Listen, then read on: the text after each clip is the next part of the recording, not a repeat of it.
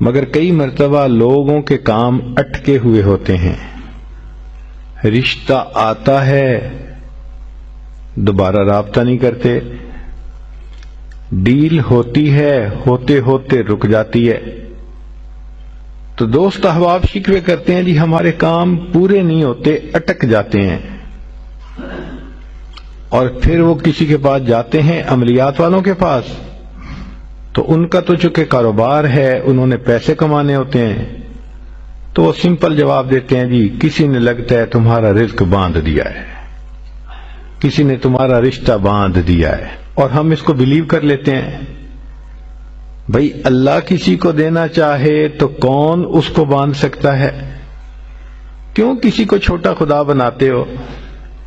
کوئی کسی کا رزق نہیں باندھ سکتا، کوئی کسی کا رشتہ نہیں باندھ سکتا، ہمارا ایک ہی خدا ہے، اس کے کام کو کوئی روک ہی نہیں سکتا۔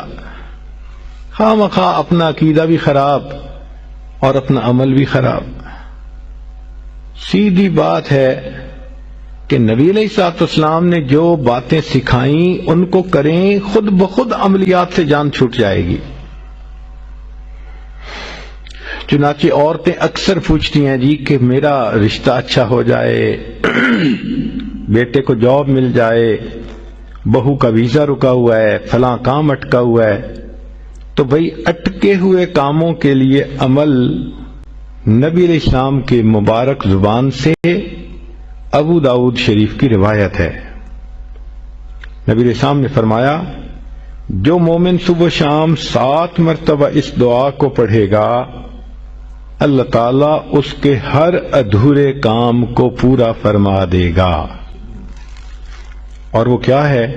حسبی اللہ لا الہ الا ہو علیہ توکلت وہو رب العرش العظیم۔